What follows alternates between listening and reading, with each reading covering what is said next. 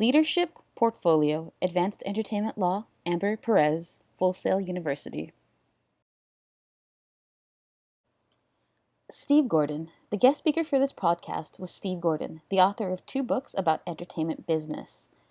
Steve Gordon is a lawyer specializing in entertainment law who has practiced for over 20 years in the industry. He was the Director of Business Affairs for Sony Music, represented Atlantic and Elektra Records, and provided music counsel for Hollywood Studio. His client list reads as a who's who of modern recording and includes MTV, Soul Train Holdings, Music Choice, PBS, and the Smithsonian Folkways record label.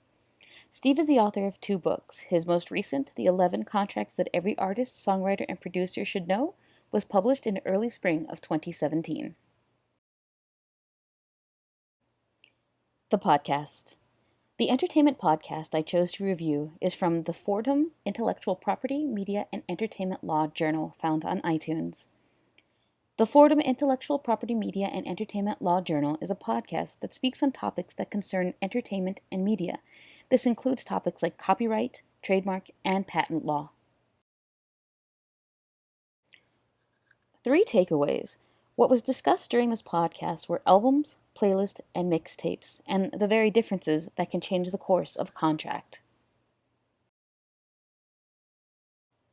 Albums. An album is a release that has 7 or more tracks and can also include a 1 to 6 track release that is over 30 minutes in length. Gordon speaks about how the definition of an album has begun to change and how this could affect contracts. Take the example of Kanye West's The Life of Pablo. While the album was released entitled an album, it is still undergoing work, including remixes that are being added. The question here is whether or not the new work added onto the original work could constitute a new album, thus helping the artist to inch closer to completing his required amount of albums. Playlists.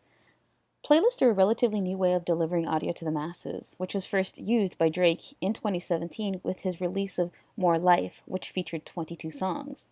Gordon speaks again about how this new curation could conceivably be counted as an album, depending on the length and number of tracks. Now, if this counts as an album, this could encourage other artists to release unfinished work and slap the lame playlist on it, while having it count towards their contract as an album. Playlists. Playlists are a relatively new way of delivering audio to the masses, which was first used by Drake in 2017 with his release of More Life, which featured 22 songs. Gordon speaks again about how this new curation could conceivably be counted as an album, depending on the length and number of tracks.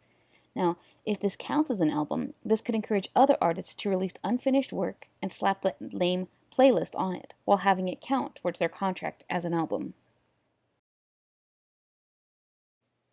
The mixtape. A mixtape in hip-hop is widely regarded as a way for an artist to explore new sounds and flows. It's released as a compilation, and it is released for free. This is used as a way to both promote the artist and keep the fans' interest, especially during long absences of dropping a release of an album. Normally, mixtapes are usually made with the idea of creativity first and foremost. Now, let's take the case of Chance the Rapper. Here we see an individual who has successfully been able to release free music and both make good sums of money and garner industry recognition in the form of Grammys. Chance the Rapper's mixtape releases have changed the very nature of the game.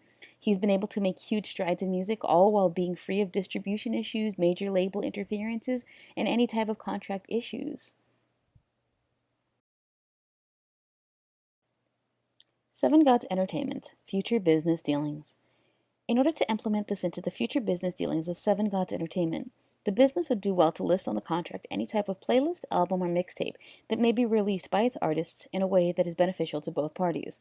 This information is also incredibly important with regard to how SGE will handle its distribution as an independent record label. By understanding which medium would be used best in certain circumstances, for example, if there is a large gap between releases, an artist could release a mixtape that would theoretically not count toward the required number of albums, but would allow them more freedom to explore different creative outlets. If an artist would like to release a curated mixtape of unreleased tracks or demos, the label could conceivably count it toward their number of albums released or compensate them differently to reward them for their dedication. In the end,